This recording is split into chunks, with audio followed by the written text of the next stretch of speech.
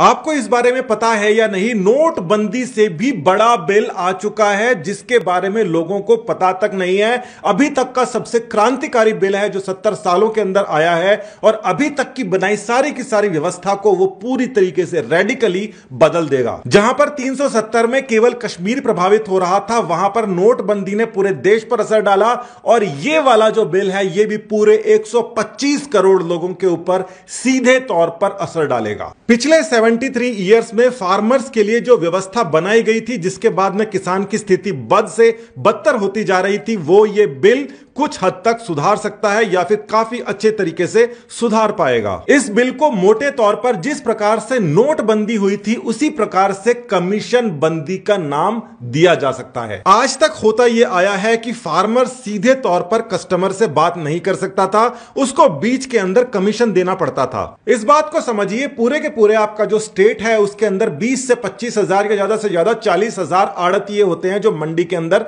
बैठते हैं। ये 20, 25 या 40 हजार लोग ही पूरे की पूरे किसानों की फसल खरीदते हैं और उसके आगे प्रोसेस होता है। यही लोग रेट्स को डिसाइड करते हैं, ऊपर और नीचे फ्लक्चुएट करते हैं। तो किसान सबसे पहले मंडी जाया करता था और मंडी के अंदर लाइन लगा के सोचता था कि उसको उचित मूल्य मिल जाएगा, मगर कई बार उसको नहीं मिलता था, जिसकी वजह से कई सारे किसानों की हालत नीचे गई है, उन्होंने आत्महत्याएं वगैरह करी है। मगर किसी मंडी के आड़तिये ने आत्महत्या करी हो, इस प्रकार के केस आपने नहीं के बराबर सुने होंगे। परिस्थितियों के हिसाब से किसानों को कई बार 2 रुपए 3 रुपए तक भी प्याज बेचना पड़ जाता है, जिसको हम 40 रुपए 50 रुपए के अंदर खरीद के लाते हैं। किसान के पास नहीं जा रहा पैसा, मगर हमारी जेब से वो लग रहा है पैसा। तो जब किसान अपना ट्रक भर के मंडी पहुंच जाता है तो वहां जो भी उसको रेट मिलता है, 2, 3, 4, 5, जो भी उसको रेट मिलता है उसी रेट के अंदर उसको सेल कर देना पड़ता है, बेचना पड़ता है। क्योंकि ये जो गाड़ी उसने ले रखी है उसके भी 2 से 2.5 हजार रुपए वो दे के पहले से ही आया हुआ होता है। और यहीं पर बात आ जाती है इन कमीशन एजेंट्स की, जो बात हर किसान नेता, किसान संघ, किसान सभा, इनने उनने हर पॉलिटिशियन ने कही है,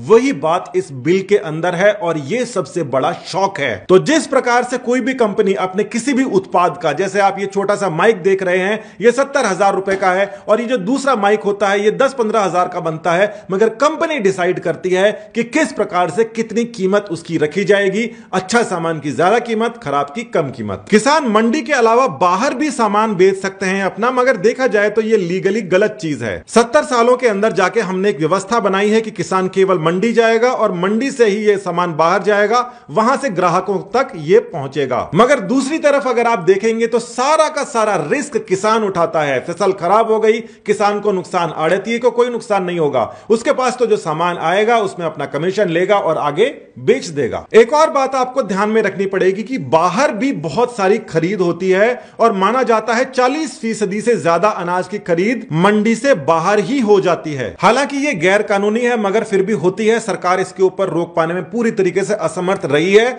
ना ही आगे उसमें समर्थ होना चाहती थी, तो सरकार ने उसको लीगलाइज कर दिया। फिर भी एक बात आप समझिए कि बाहर का जो किसान है वो हमेशा इस प्रकार के जो गैंग्स होते हैं उनका शिकार बना करता था। जब भी उसको जरूरत होती थी ये उसको पैसा दिया करते थे और उसके बाद में उसकी जो अनाज है, उसकी जो फसल है, औने पौने दामों पर सबसे पहले खरीद लेते थे, मंडी नहीं जाने देते थे, जहां पर टैक्स लगा करता था करीब 8 से 8.5%। तो सीधे तौर पर जो व्यवस्था थी, किसान से ग्राहक के पास आएगा और बीच में 8.5% उसके ऊपर टैक्स लगेगा, जिसके अंदर कुछ स्टेट गवर्नमेंट के पास में जाएगा, कुछ आड़तियों के पास में कमीशन जाएगा और कुछ साथ के अंदर मार्केट टैक्स और लगेगा उसमें। तो जो ये आड़तिये या कमीशन एजेंट्स थे इनके पास में 2.5%, मार्केट के पास में 3% और स्टेट के पास में 3% जाया करता था। मगर उसके अलावा भी 4% बाहर का बाहर बिक जाता था जो इसके अंदर नहीं आता था। तो जो ये 2.5% छोटा सा अमाउंट आपको लग रहा है, इस बारे में कोई दो राय नहीं है कि ये 8.5% जो आड़तिया ले रहा है उसमें से केवल 2.5% ही रख रहा है, इसको कोई मानने को तैयार नहीं है। इसलिए तैयार नहीं है क्योंकि सारा का सारा काम डिजिटल ट्रांजैक्शन के हिसाब से नहीं हो रहा। मंडी के अंदर अलग अलग स्टेप्स होते हैं, वहां पर भ्रष्टाचार को रोक पाना बहुत बड़ी सरदर्दी थी।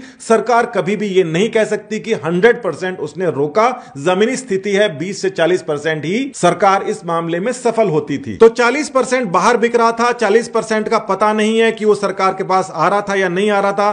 कुल मिला के 20% की बात बची हुई थी और इस 20% को सरकार ने बंद कर दिया है। इसके अलावा भी आपको एक बात पता है कि मान लीजिए दिल्ली के अंदर प्याज के रेट ज्यादा हैं, एमपी में कम है, यूपी में और भी ज्यादा कम है, तो एक स्टेट से दूसरे स्टेट्स के अंदर ट्रांसपोर्टेशन और वो जो परमिशंस और रास्ते के अंदर आपको टोल नाकों के ऊपर रोकना और पुलिस के द्वारा इतने सारे खड़े होकर ट्रक को वहां पर खड़े करके वसूली करना, इस प्रकार के रोज वीडियो आया करते थे जिनको रोकना ऑलमोस्ट इंपॉसिबल हो गया था। तो फिलहाल जो 3 ऑर्डिनेंस पारित हो चुके हैं जिनका अब बिल भी बन चुका है, उसके अंदर इतनी सारी क्रांतिकारी बदलाव आ चुके हैं कि अब किसान अपनी फसल का खुद रेट तय करेगा जिस प्रकार से इंडस्ट्रीज रेट तय करती हैं। इसके नेगेटिव पॉइंट्स भी आपको जानने चाहिए कि नए जैसे शॉपिंग मॉल्स हैं, रिलायंस स्मार्ट है, जियो स्मार्ट है, ये सब आ रहे हैं, वहां पर ये कंपनियां डायरेक्टली किसान के पास में खरीद नहीं कर सकती थी क्योंकि लॉ उनके आड़े आता था, उनको मंडी से जाके खरीद करनी पड़ती थी। अब मंडी के अंदर इन कमीशन वाले जो आड़ती हैं, इनका पूरा एकाधिकार था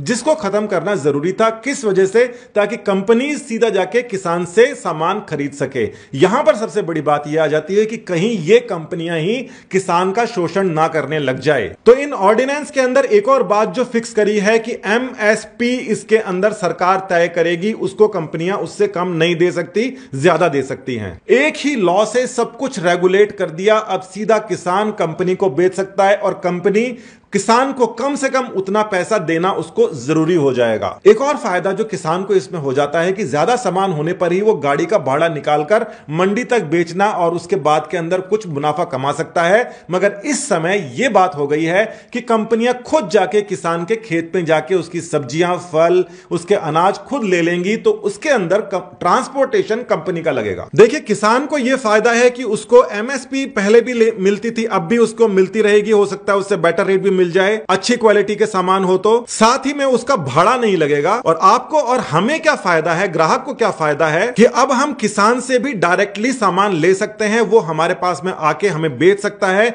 इससे जो रेट्स हैं वो कंट्रोल रहेंगी। कोरोना के अंदर आपने वैसे भी देखा होगा, खासकर छोटे शहरों के अंदर तो लोगों को काफी सस्ती सब्जी मिल गई थी। मगर फिर एक और बात आ जाती है भ्रष्टाचार की। वो ये आ जाती है कि ठेलों के ऊपर मंडियों से होकर जो एक नेटवर्क फैलता है, उसके अंदर सबके एरिया डिफाइंड होते हैं। उसमें भी बहुत सारे वीडियोस आपने देखे होंगे कि कई सारे कानून के रखवाले फ्री के अंदर सब्जी लेके जाते हैं या शाम को 500 रुपए का नोट उनको देना पड़ता है। चाहे ये किसी भी लेवल के ऊपर परेशानी हो, मगर ये देश के लिए घातक थी। ये भी इससे काफी हद तक कंट्रोल में आएगा, क्योंकि पहले जहां पर ठेला लेकर जाना गैर कानूनी था, वहां पर अब वो कानूनी हो जाएगा। आप उसको रोक नहीं सकते। और ऐसा इसलिए नहीं कर सकते क्योंकि इस ऑर्डिनेंस ने उनको यह ताकत दे दी है। मोटे तौर पर देखा जाए तो 125 करोड़ लोगों को जो चीज इफेक्ट करने वाली है, उसके अंदर सबसे ज्यादा नुकसान में आड़तीय रहेंगे। आड़तीय कितने नुकसान में रहेंगे? वो करीब उनकी संख्या 6 लाख से 7 लाख के बीच में पूरे देश में हो सकती है।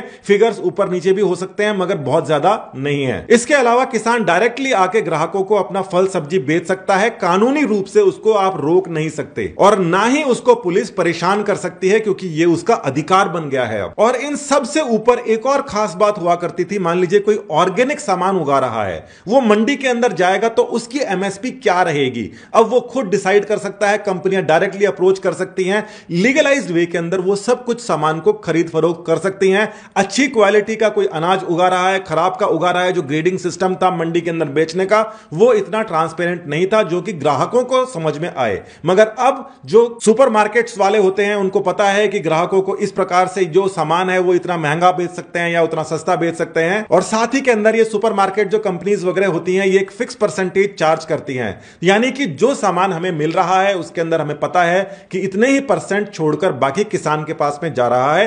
पहले ये सब नहीं हो पाता था। तो इस बिल का विरोध कौन करेगा? सबसे ज्यादा आड़तीय करेंगे, क्योंकि एक मंडी के अंदर मान लीजिए 100 आड़ती हैं, तो वो सुबह सुबह डिस्कस कर लेते थे कि आज इसका रेट इतना रखना है। अब उनके ऊपर वो कंट्रोल हट जाएगा। मगर आड़तियों के अलावा सबसे बड़ा नुकसान होने वाला है किसान नेताओं को, जो उनकी जो सबसे बड़ी डिमांड थी वो पूरी हो चुकी है। यानी कि किसान अब खुद डिसाइड करेगा कि उसकी फसल का कीमत क्या है। एमएसपी गवर्नमेंट है, वो तो डिसाइड करेगी। मिनिमम आपको मान लीजिए 100 रुपए के उसने डिसाइड कर रखा है किसी चीज का, तो वो तो आपको देनी पड़ेगी। मगर उसके अलावा किसान खुद डिसाइड करेगा, कंपनी की गाड़ी आ रही है, मैं तो 150 में बेच रहा हूं, आपको लेना है तो लो, नहीं तो दूसरी कंपनी को मैं बेच दूंगा। इसके रिजल्ट्स आने के अंदर करीब 10 इयर्स लग जाएंगे जब हमको समझ में आएगा कि यह काम सही हुआ या गलत, मगर नेक्स्ट सीजन से ही इसका जो इफेक्ट है वो हमको दिखाई देने लग जाएगा। तो आज के टाइम के अंदर आंदोलन हो, चाहे हड़ताल हो, चाहे कुछ भी हो जाए, मगर हमको करीब 10 साल लगेंगे ये जानने में कि आज जो हमने ये बिल का क्रांतिकारी बदलाव किया है, जिसको हम कमीशन बंदी कह रहे हैं, क्या ये बदलाव सही है या गलत है? आप क्या सोचते हो इस बारे में? कमीशन बंद होना चाहिए या नहीं होना चाहिए? सरकार को क्या इसके अंदर और भी कोई नई चीज को ऐड करना चाहिए? क्योंकि किसानों की जो 70 साल से चलती आ रही सबसे बड़ी मांग है अपनी फसल का खुद दाम तय करना, वो यहां पर पूरी हो गई है। बहुत बहुत धन्यवाद। नमस्कार।